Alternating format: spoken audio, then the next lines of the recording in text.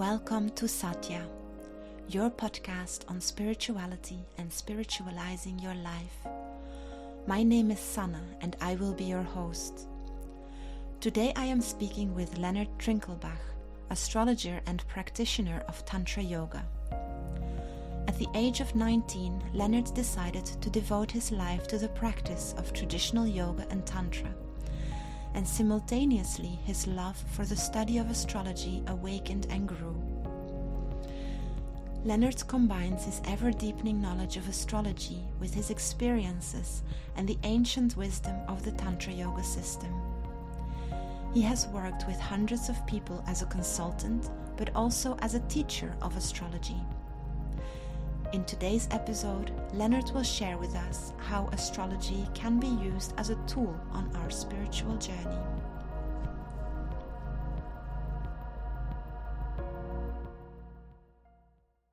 Welcome, Lennart. So I invited you today to speak about astrology because you're an astrologer, and I want to start actually the episode or my list of questions. I want to start with what spirituality means to you. So, thank you first of all for inviting me. It's actually the first podcast that I was ever doing, so I'm excited to have this set up. Yes, so we jumped right in the big questions of the universe. What spirituality is for me, I guess.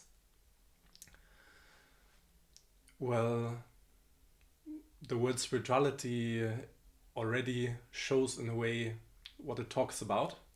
So it's about the spirit, and it's about the dimension of life which is beyond the matter, we can say, the physical.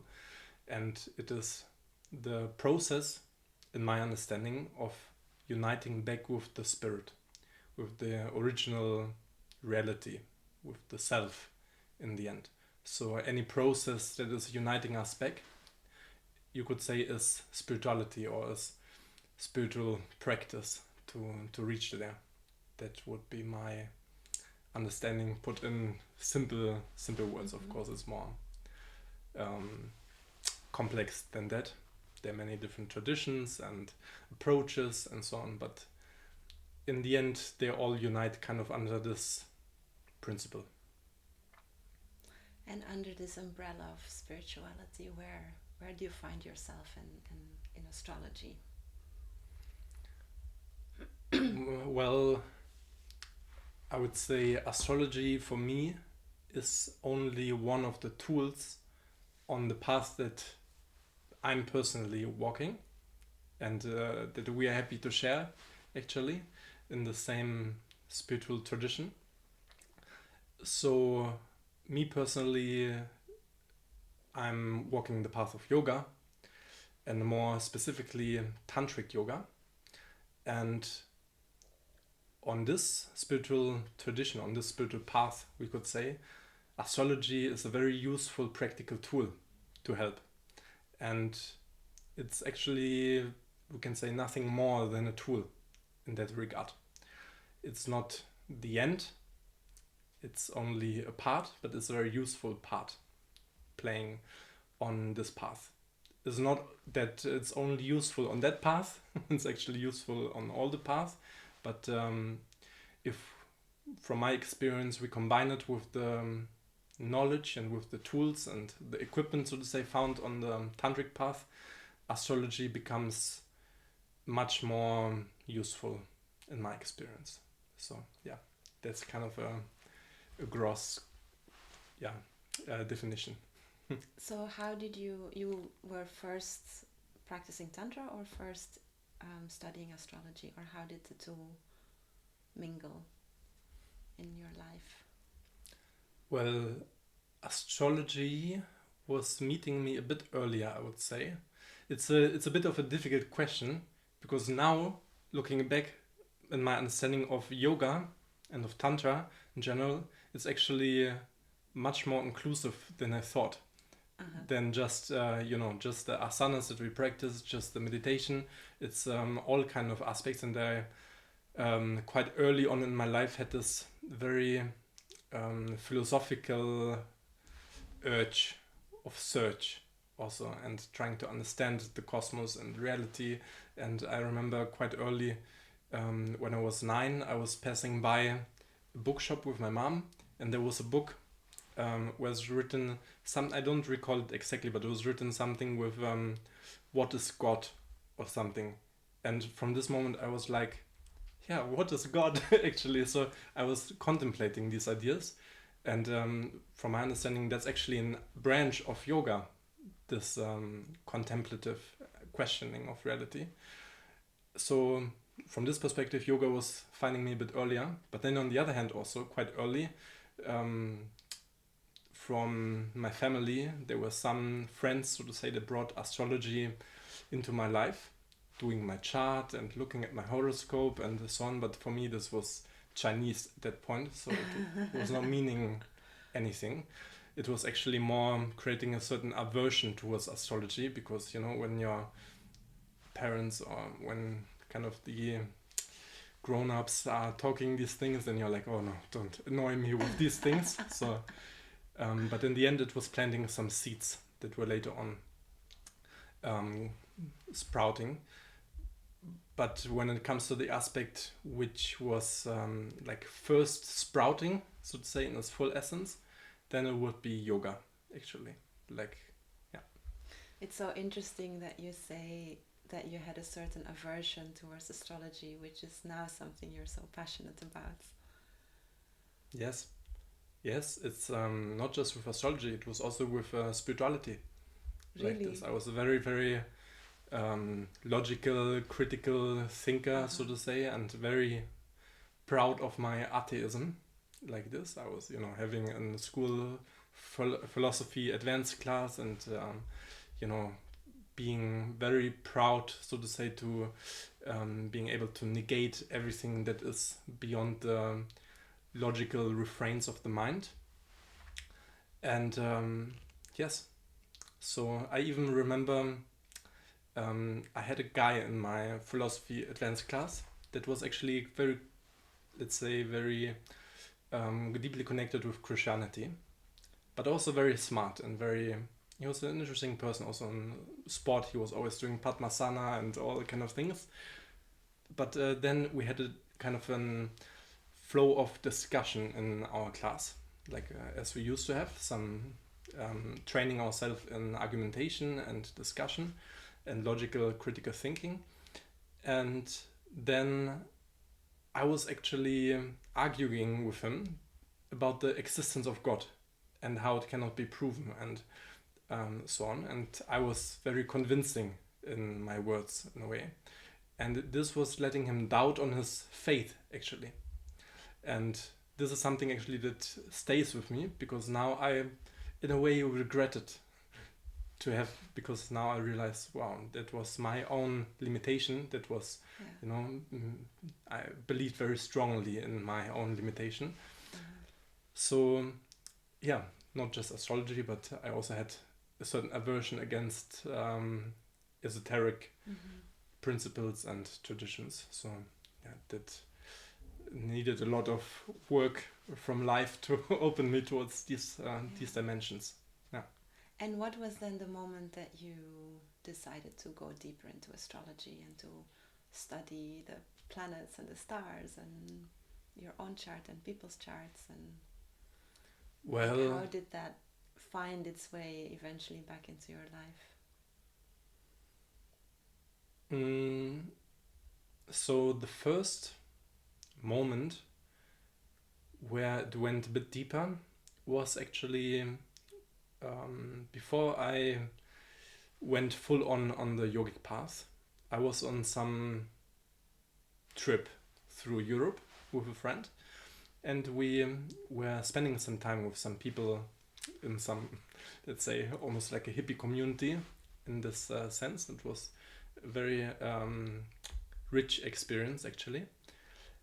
And there I met a guy, and he was into astrology. I don't know how deep he went, but he was at least giving us some notions regarding the sun signs and saying, you are this, and this is an water element, this is a fire element, and so on, and this has these qualities and so on. And this was already a moment in my life when I, let's say, was a bit more open towards alternative realities, and that I don't know actually. And I was like, that's interesting. And then I was contemplating it, and from this kind of going deeper. So I was 18, I think, at that point. So yes, that was the moment, the spark, so to say, this person that I met, that was sparking my interest, because I had some, let's say, some respect for this person because of some other things where I felt he was kind of like a channel for me of some grace. Like, it was very special for me to meet this person. So when he also came with astrology, I was like, yeah, this sounds familiar. I heard these things already before, but now with these new lenses, it starts to make sense. And then when it doesn't come from the parents. Or Exactly. And then it kind of continued, and because I'm a very, what's the English term for it? Like, I'm really eager to know, like this. When I'm into something, I become very much like a geek. I go really deep into studying and so on. I read books. I really go into deep. And this was the same with astrology. And from this moment, I dig quite deep with astrology, kind of simultaneously with yoga and so on. And shortly after, not that long ago, I started to move in the spiritual community, the ashram of the yoga school. And there, one of the first questions that I was asked is, hey, what is your sun sign? What is your sign? What is your ascendant? And all the typical yogi questions, so to say, that you get asked. And then I was like, that's interesting, that I wouldn't have thought that you guys are interested in this. And this kind of was affirming me even more in what I was anyway already interested in. Yeah. So I even went deeper into it and just talked a lot about it and was really nerdy about the things. And somehow, like this, I started to develop some depth into it, some understanding, which was from the point where I'm now superficial yet, but it was already, let's say, a bit, had some substance to it. And like this, people started to, over the time, come to me actually and ask me all kind of things about astrology. And the thing is with me, if you ask me about astrology, it's like you press a button and the waterfall is running, you know.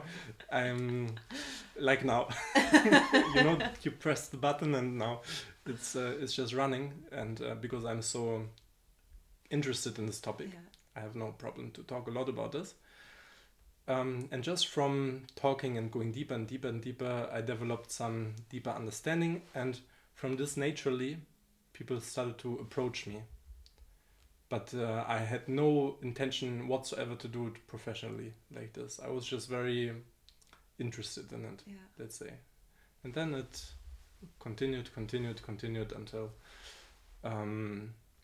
until one moment when actually, so I already gave kind of consultations to people at that point like this. I had even with the team who I was working at the time, I had like little team meetings and was discussing the complex combination of our dynamic in the team. And also I had like a weekly or was it even daily session? I think it was weekly, where I was taking one of the team members and we had lunch all together. And then one of the team members I gave a reading to in front of everyone else, because it was, in my understanding, creating this empathy and understanding and compassion of this person. So each one of us knew each other from that angle.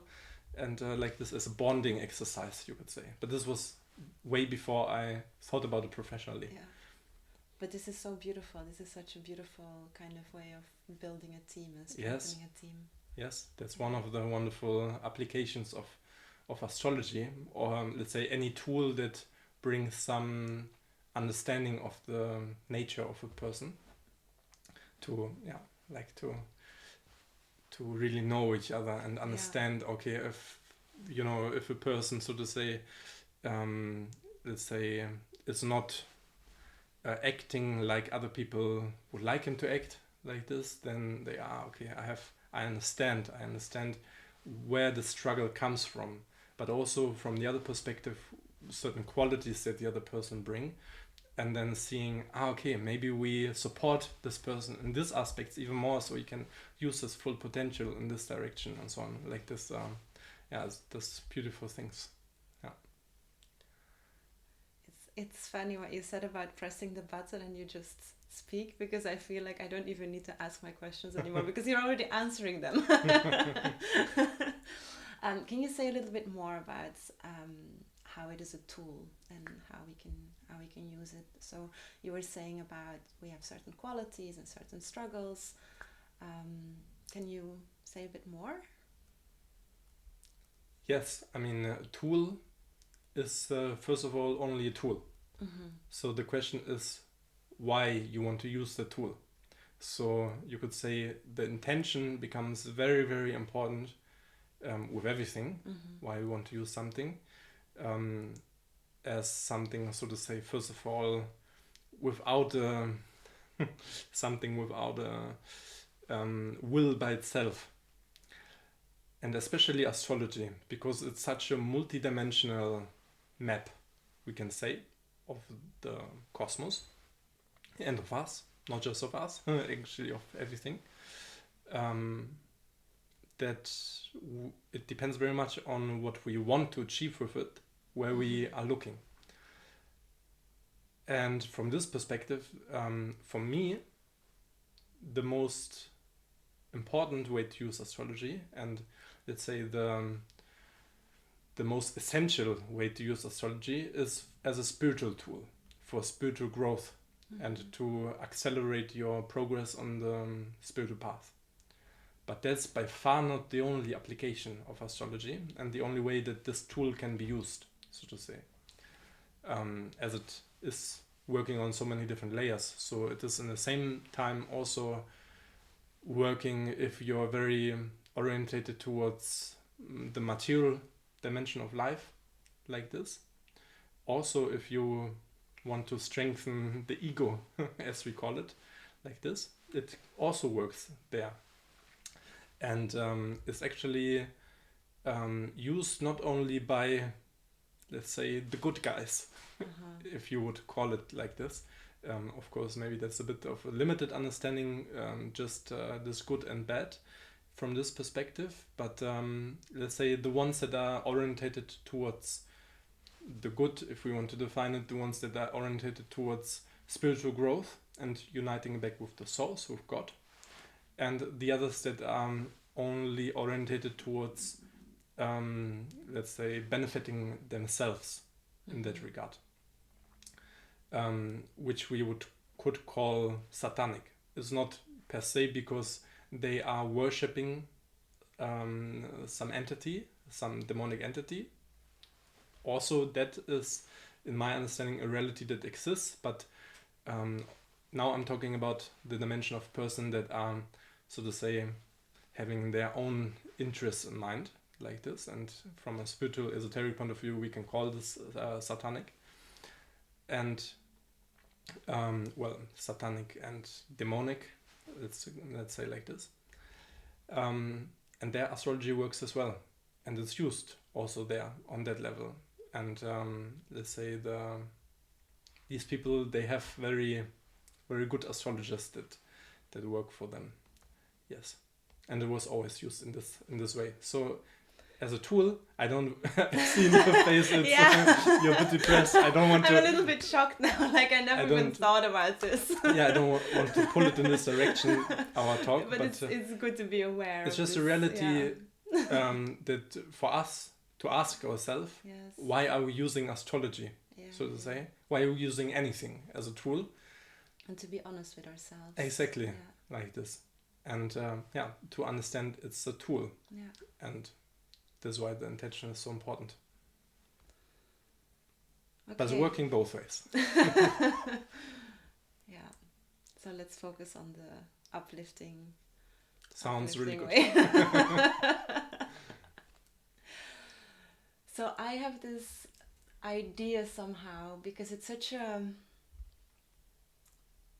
mysterious subject somehow, and I wonder, like, every time you look at a chart of a new person, like you look at a new chart, like, how do you experience this? Is it like, I don't know, I'm just thinking about the godly attribute of godly mystery, because this is how I feel. Like, it's so mysterious. It's not tangible. It's something more subtle than, you know, you can practice spirituality by doing hatha yoga posture, and you can really sit in a certain posture, and then you have the subtle effects. But I feel with astrology you're already at a more subtle level somehow, because you don't really look at the planets because they're so far away. You don't look at the physical, like you're already in a more subtle environment. How do you experience this? Absolutely. I would 100% agree with this aspect of mystery. For me, this is almost one of the most driving forces of why I'm so nerdy with astrology. I spend so much of my time like diving deeper into it, because it is like this. It is extremely fascinating. There's another aspect of it, this fascination. For me, mystery and fascination, they are kind of hand in hand. They come together. How always so many new links of reality open up like this, and this is like a constant process. And you know how this, I think it's with every thing that you can study, the more you go in depth into it, the more you understand how little you actually know of it like this, because you start to see how big it actually is. And this is for me with astrology constantly, and it's always like periodically, like a new world is opening up, a new dimension is opening up, which is showing this perfect synchronicity and perfect alignment of the godly creation, so to say, how everything is perfectly like a perfect clockwork, but in such a complexity which is far, far beyond our capacity to grasp it with our mind, how it's working perfectly in each other. And if we don't see it yet, it means we haven't zoomed out enough yet to see it actually, and or from another perspective have zoomed in enough. That's kind of another way to describe it. Yeah, and it works like this. When I look at the chart of a person, I have to be in the right state of consciousness to have this experience of this godly attribute of mystery, to perceive it, because it happened to me also when I'm, let's say, a bit more condensed in my consciousness, that it's more, okay, that's how it usually is, like this. But when I'm centered in my heart and open towards it and fully engaging into it, then it's always mysterious and always new and fascinating and extremely intimate, because the chart is a reflection of the structure, of the karmic structure of that being, and it's a portal to the heart of that person, or whatever you're looking at, because you don't just, with astrology, you don't just have to look at people. You can look at also other objective realities, anything that has birth moment, as we call it, like this, which everything that is created has. And maybe we actually take a little bit of a step back. I don't know, because I think we didn't define for the people that might listen or watch it what actually astrology is. Because often we maybe, because we are so much into it, it's it's maybe a question that could be interesting to answer, even for people that are into astrology, because it's not as simple described like it. It's not just, so to say, the study of the planets, even though that's the literal term of astrology, the definition of it. But from a spiritual point of view, from the understanding combined with the tantric tradition, we are talking about a dimension of life which is beyond the physical, which is describing the level of manomaya kosha, as we would call it, because in the understanding of the yogic tradition, the reality is layered in different sheds, so to say, of reality, of different layers, these koshas, which describe, for example, the physical reality, annamaya kosha, and the pranic reality, pranamaya kosha, of life force energy. And then on the next level, on the more subtle level, we have the astral body, or the body of the mind, the manomaya kosha.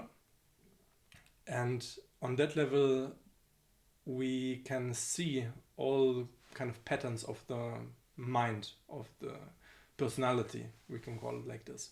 And on that level, we are working with astrology, so to say.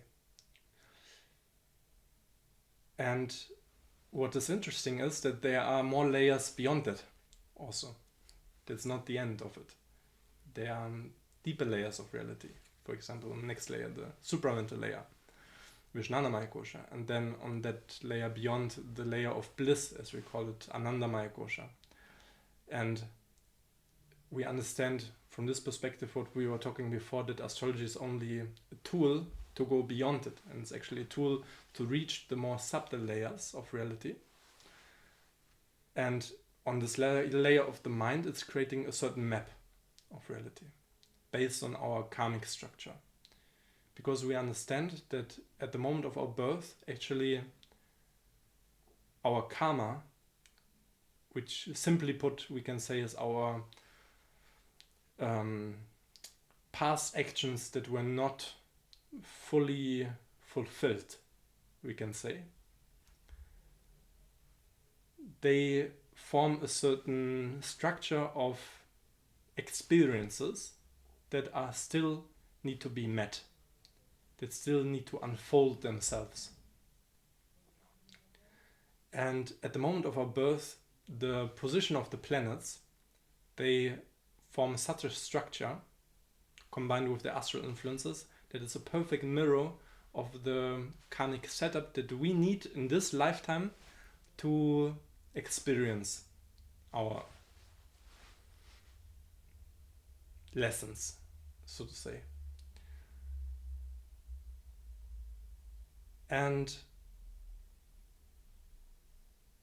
this, from a perspective, is for some people, they can get stuck on that level also, on that level of the mind, as I was describing. Because if you study astrology, for example, you can look very deeply in some patterns of your own being, so to say, okay, I'm acting like this on the mental level, on the emotional level, and so on and so forth.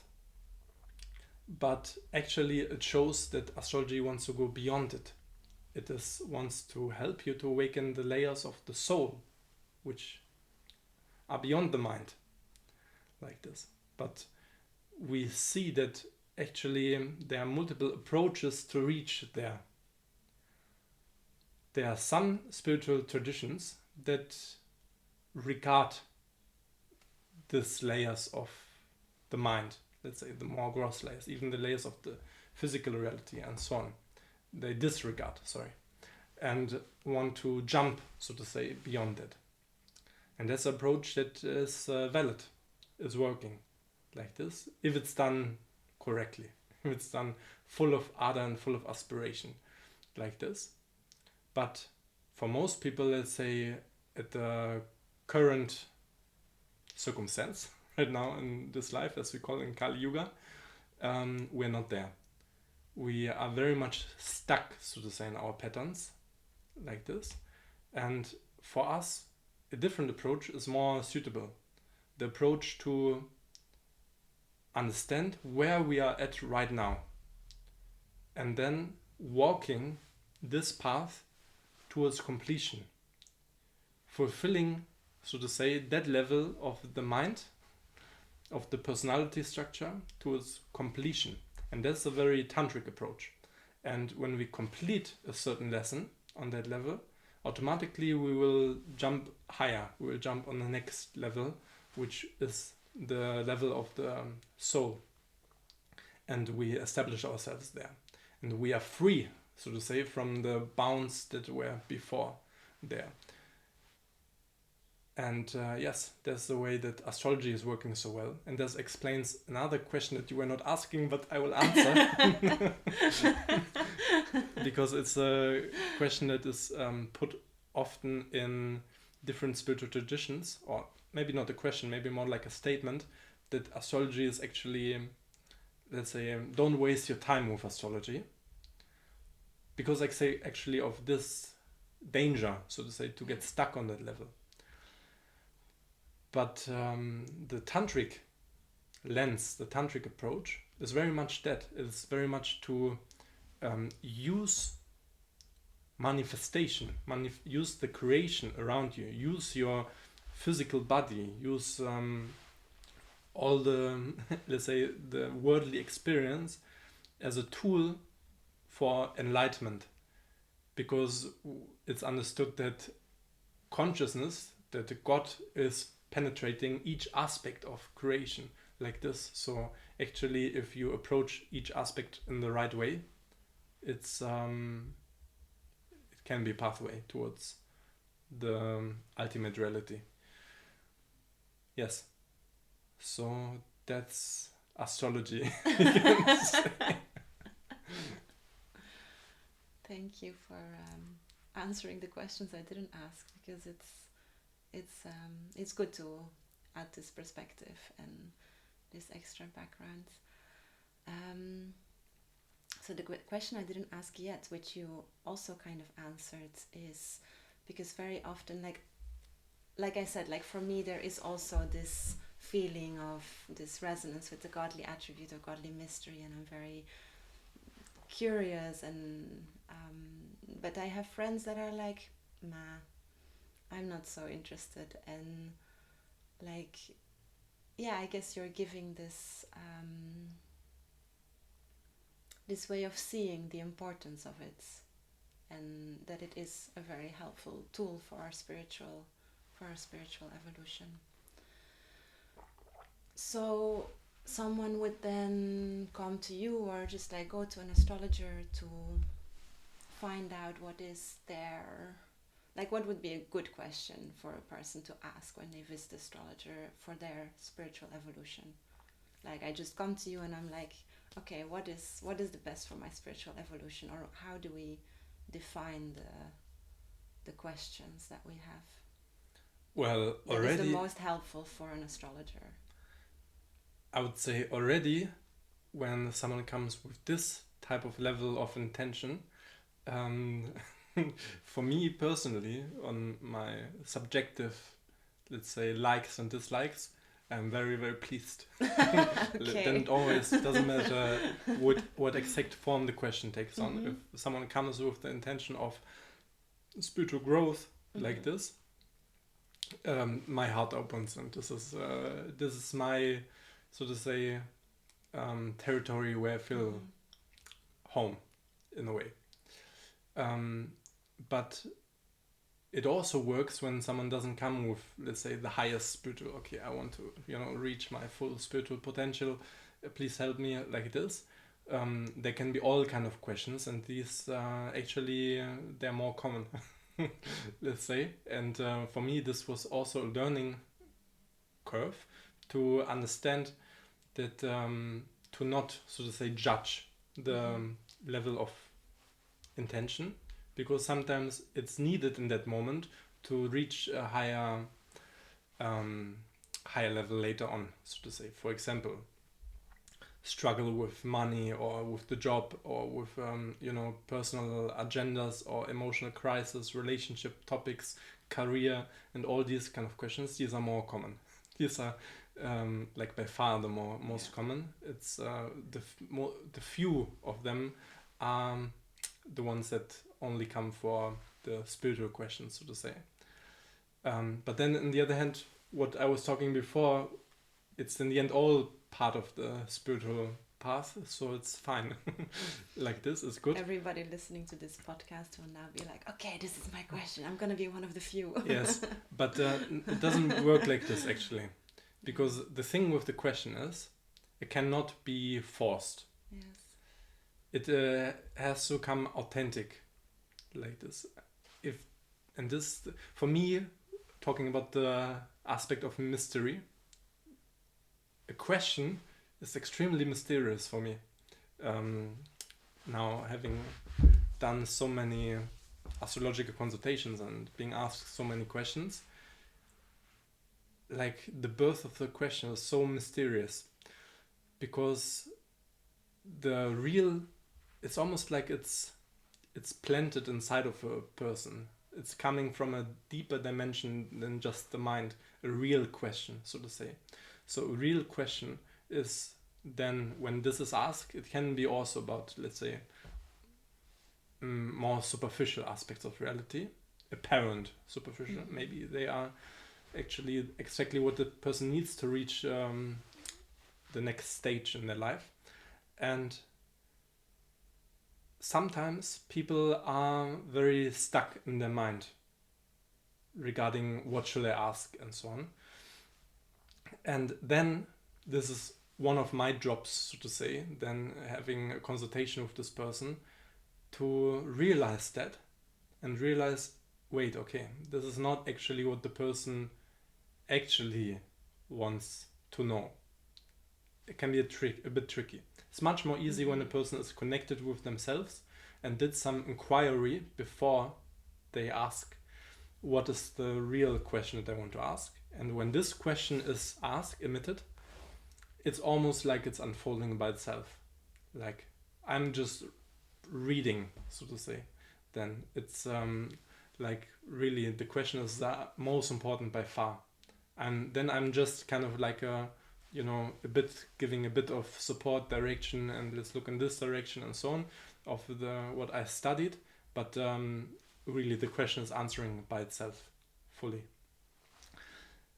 So the more tricky thing is the other thing. If the person is a bit stuck in their mind and is not so connected with themselves and doesn't really know right now what is really, let's say, the big urge, the big aspiration in their heart, what they want to know, where they want to go, what they want to achieve, and so on, these kind of things. And then actually also the consultation can be very helpful to connect with an astrologer, because if they are skilled, they are able to see the structure of the time-space continuum in this moment, what, so to say, the astral influences in this moment are bringing forth naturally. We call it the question of the moment, or the chart of the consultation also, which is revealing actually the question that is needed in that moment to be answered. Like that, or the aspects of reality, aspects of their life which are the most dominant right now to look at. And often then the people are okay, then then they start to open up, and because then they feel the resonance point and they feel yes, wait, actually this is matters for me right now. And then we'll look into depth into it.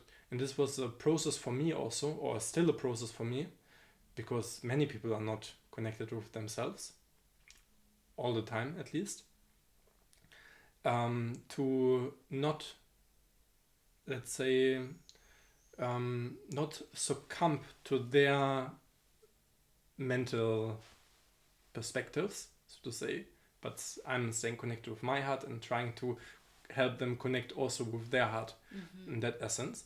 Because also sometimes then if the mental question come, of course I can answer also these questions, like this is not a problem, but it's like only horizontal movement. It has no real drive for them. It will not compel them to take action or to do something like this. So it's more or less useless, we can say. So because my intention is to help that person, so also my job should be to help to try to find out what actually matters for them, so to say. Yeah, I don't know if this answers your questions, but yes, it's a very beautiful answer actually. And I also wonder if someone comes to you for a consultation and you see something in their chart that may not be I don't know, some kind of happy news, or I don't know, something that you can see that is challenging, or I don't know, like I don't know how much you can see, but like an accident coming up or something like this, if you are like, where is the limit of what you can warn them for, or what you can you know what I mean? So I got at some point, because I also do from time to time astrological consultation for myself to dive deeper, to understand myself more, because it's actually very important to you have to understand yourself first, to some extent at least, to help others. And I got this feedback, or this let's say advice at some point. For me, it would be very good to learn to answer only the questions which are asked. You see, I'm doing more or less a good job in it. Like it. But I'm trying to catch also the subtle. I try to, expand this a bit and try to catch the subtle questions as well. But from this point of view, often it happens that I'm seeing more than I got asked, like this. And then is the question, do I tell or do I don't tell? Like this. It's not such an easy question to answer. Yeah. Because it has to be, the person in front of you has to be able to digest it, it has to be useful for them, it has to be in the right moment, so to say.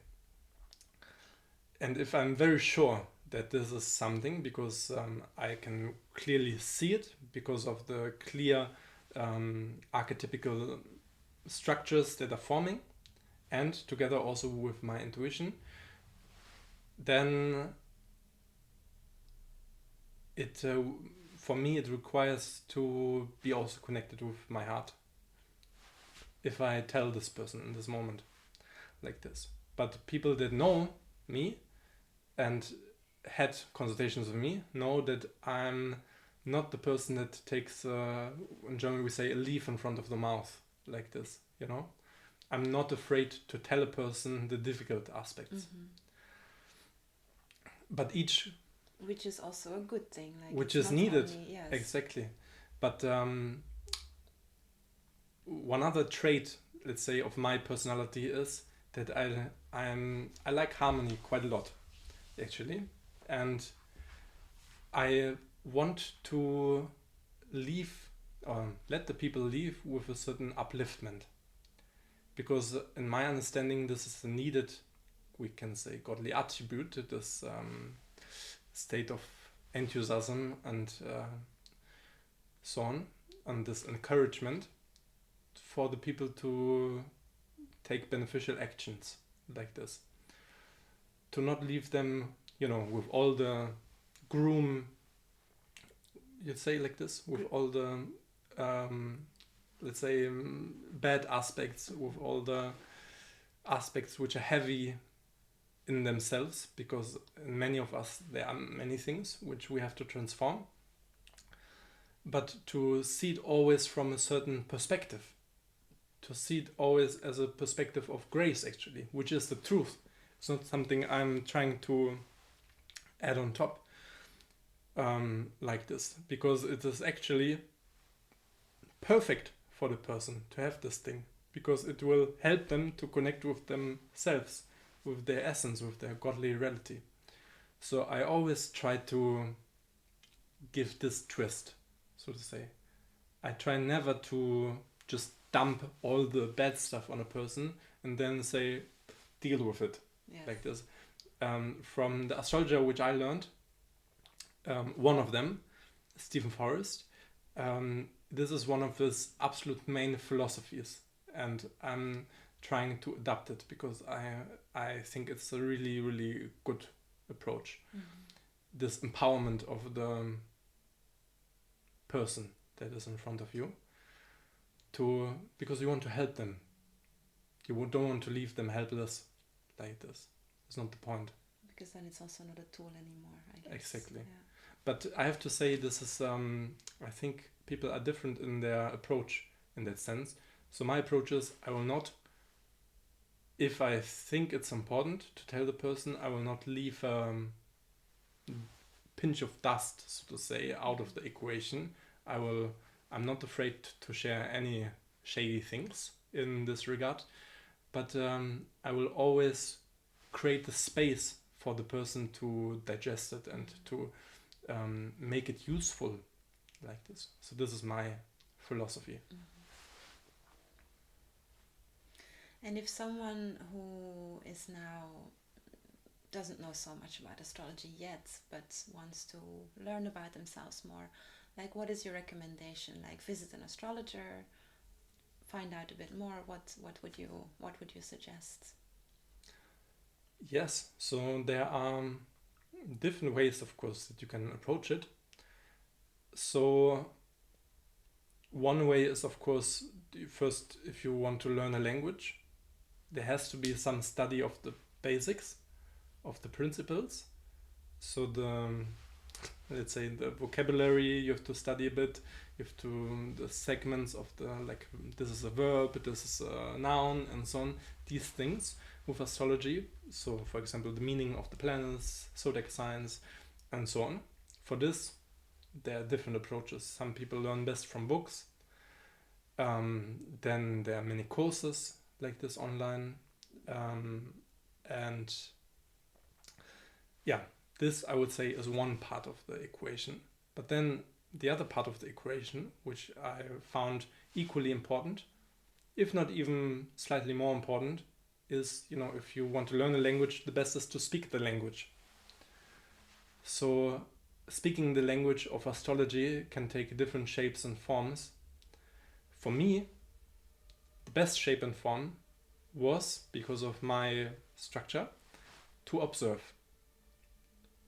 And this sounds maybe a bit like a voyeurism, but I used to ask, I told you about this when I moved in the ashram, the question that I was asked, hey, what is your sun sign, what is your ascendant, and so on, which later on I became the most annoying one to ask people. Like I was asking, maybe I'm still asking, I'm asking less now, but I used to ask everyone about their whole chart, everyone that I met, like this, every new person. And I was living in a place where I met many, many new persons, because it was a retreat center, and when a retreat comes, there come like 100 people. So I was very busy asking people, and I kind of built like a database of charts in my head. And I was like this, contemplating the reality of people interacting with each other, interacting with me, but also with others. How, for example, it is when two moon signs with the same element, have a conversation, let's say an emotional exchange or whatever it is, these kind of on this level. And for me, this was extremely fascinating. I'm still doing it. But now I'm living in an environment where not that many people. But for me, this was one of the biggest acceleration of learning astrology, is to see it in application, so to say, how this interacting with each other. And also not to be shy, to apply it even before you know everything about it. Because that almost doesn't exist, first of all. But let's say, even if you're not fully confident with it, you shouldn't charge money yet for it, I think. But you can do it with your friends and talk and look at the charts together and try to understand how it applies in life, how it applies in your actions, the certain planetary positions in your chart and so on. And this, for me, is speaking the language. this is the absolute fastest way to learn it. Because like this you surpass the mental level and you arrive on the archetypical level of reality, supramental level, because that's the only level from where we can perceive really, truly archetypes like this, to perceive the energetical structures. And this is training this dimension, and this is extremely fundamental to really grasp astrology in its deeper essence. So also what you said, to visit an astrologer, can also be useful like this, because like this you start to learn about yourself, and this is the basis of the things. Because, for example, with the meanings of the planets, from an astrological point of view, they are pranic charge, so to say, their archetype. To really understand it objectively, first you have to some extent understand it subjectively in your own being, because that's the lens that you're viewing reality. If you're not aware through what kind of lens you're viewing reality, you cannot take an objective stance, because it will always be shaded in your own perspective. If you know from what lens you're looking, it is easier to step out of it, step beyond it, and to see, okay, there are also different lenses. So the self-study is extremely fundamental to learn astrology, and especially to help others. It's with everything it comes, it's the first stage in it. Yes. And if we would visit an astrologer, like I had a few readings with you, but also with other astrologers, and there's always a audio recording of the reading. Like, what is your recommendation to re-listen to it, and how to use this recording? Like, is it still useful in 10 years' time if it's just a natal chart reading? Like, would you say it's still useful, or is it so different in that moment because our lives are so different? From my perspective, it can be always useful. I would say it depends a bit on the question that you ask in that moment. For example, if you ask, let's say, a more universal question that is regarding to some aspects of your being, which which will still be there in 10 years, so to say, then you will get a lot of insight also in 10 years about it. If you ask about, I will write an exam tomorrow, will I pass, will I not pass? Yes.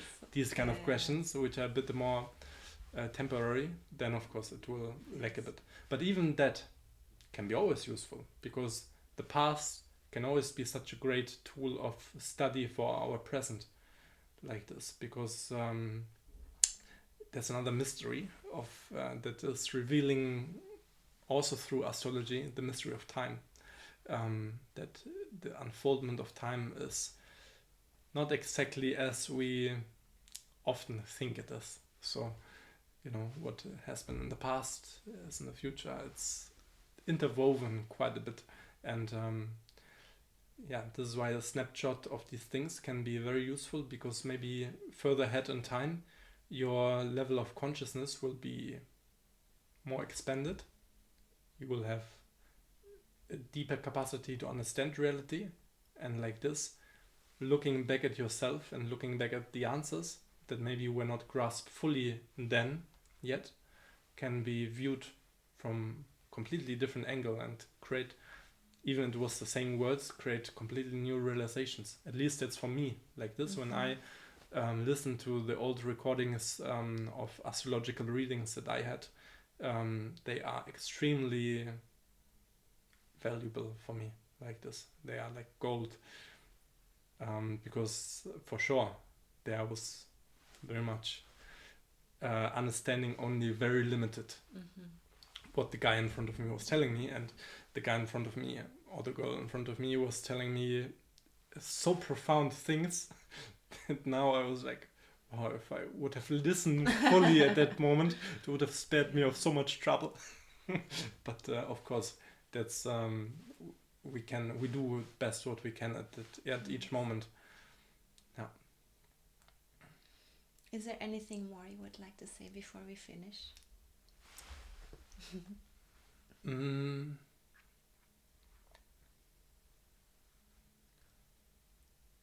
Well,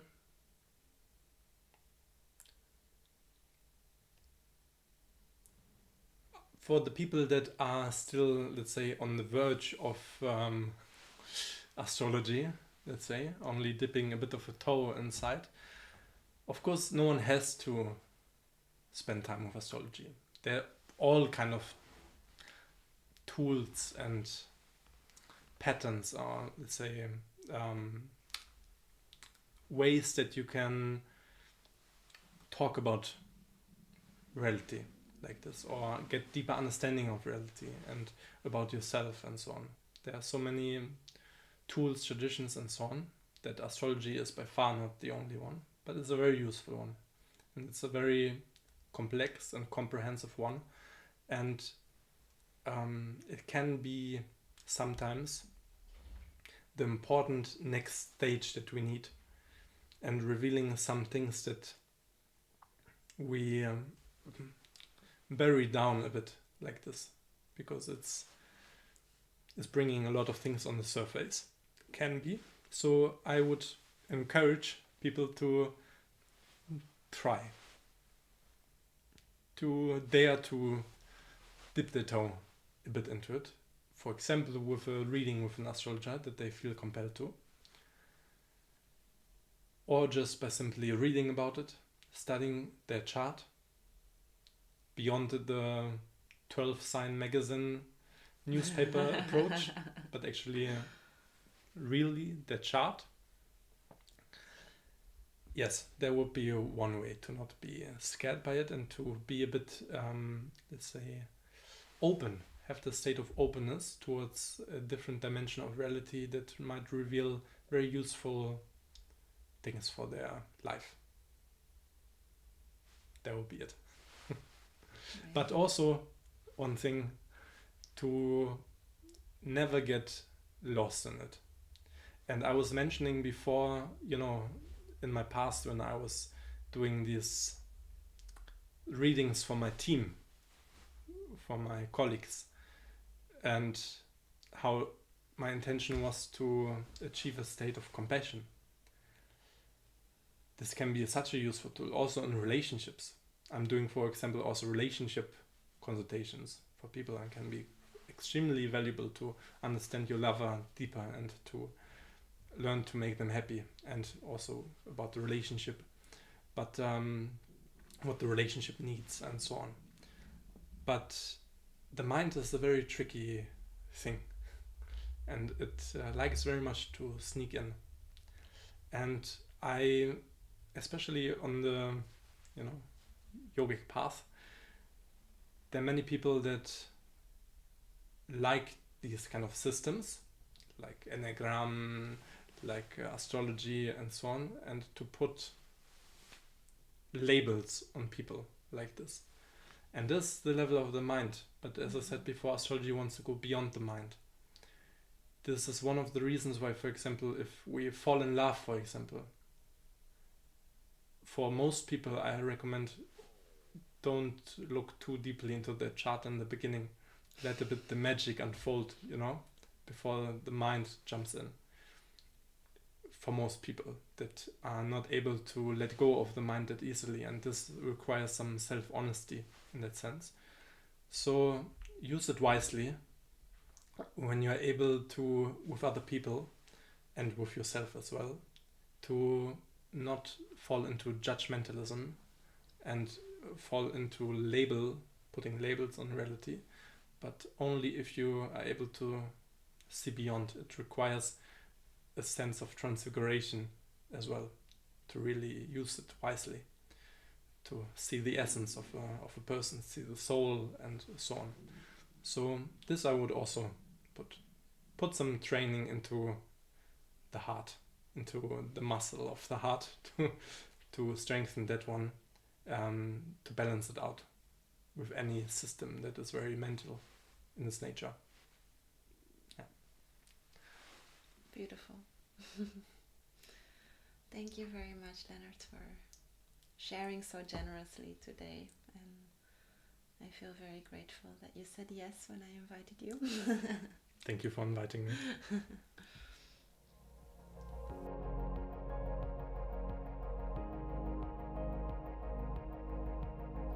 I hope you enjoyed this episode and that you could feel, just like me, inspired by Lenny's passion for astrology. Check out the notes in the description for any extra information and also on how to contact Lennart. And if you wish to stay up to date about new episodes, then make sure to subscribe. Now is the time for you to go out and make your life a spiritual experience.